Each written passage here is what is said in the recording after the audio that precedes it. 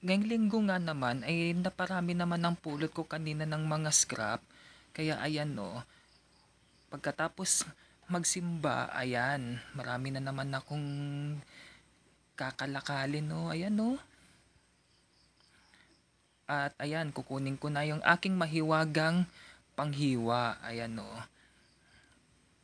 At ayan, magsisimula na tayo sa paglilinis ng ating scrap. Ayan, medyo matagal-tagal yan kaya bin, kaya nga inano ko na yan. Tawag nito, fast forward ko na lang pala yan no. Sorry, medyo utal pa ako dito sa pagbablog ko. First time pa kasi. Ayan no, kinuha ko lang yung aking lagayan ng mga balat para diretso ko na itapon mamaya sa basurahan. Ayan no, nahihirapan lang ako tanggalin kasi may reject siya. Ayan no, yan sige, balat lang ng balat. Ayan no, dahil mamaya magbebenta na tayo. Ayan, yung kulay green na yan, nilalagay ko lang yan sa tawag niyan dirty.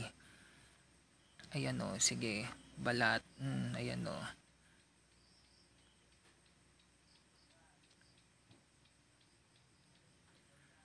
Ayan, tuloy-tuloy lang sa pagbalat dahil pera naman yan lahat.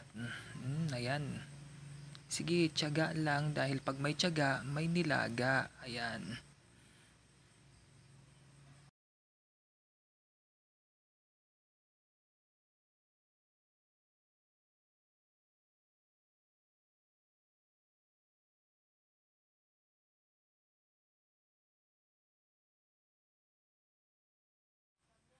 At patuloy pa yan sa pagbabalat. Ayan, ang dami kasing PET. Ayan.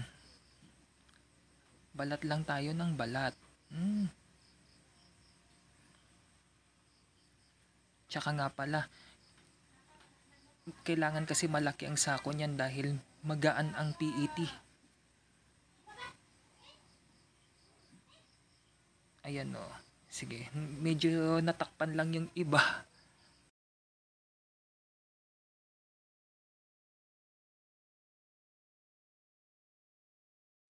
Ayan na o, malapit na tayo matapos o. Ayan. Balat tayo ng balat. Sige, konting tiyaga na lang yan at pera na rin yan. O, kailangan pang pukpukin pa yan. Kailangan ko ihiwalay yung takip dahil iba rin ang presyo. Ayan o, tanggalin lang ang balat. Yan. Patuloy lang sa pagbabalat o.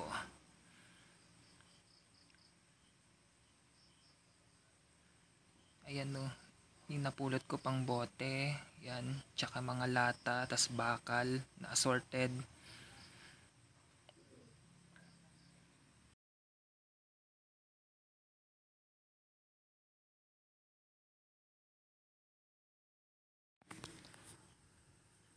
At yan, dahil sinipag ako ngayon, ayon, tatalian ko na rin para diretso na benta na yan. No? Ayan. Lahat yan tatalian ko para hindi magtapunan yan mamaya sa chariot.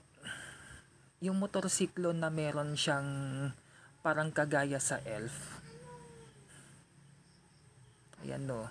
Tinatali ko yan ng mahigpit para hindi kumalat at pwedeng pagpatong-patungin.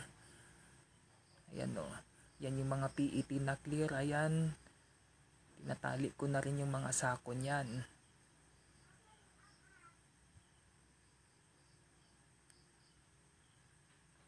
Ayan. Patuloy lang sa pagtatali.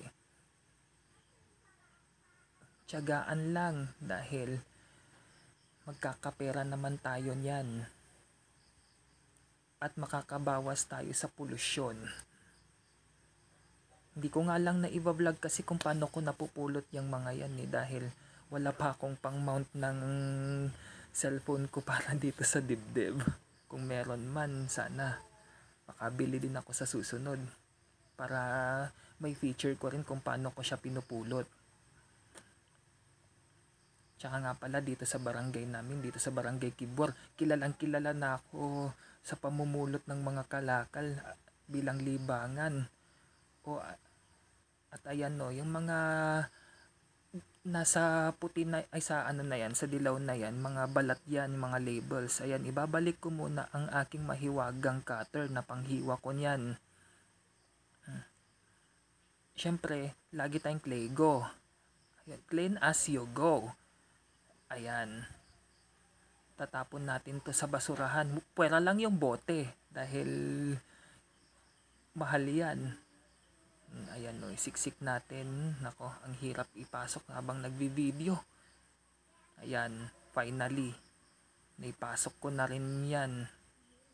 Nahihirapan pa. Ayan no, naipasok pa sa basuran yung cellphone ko. Pero okay lang. At yan no, ready for sale na yan. At ito ang kinita ko kanina. Nasa 247 yan pero yun lang, bye.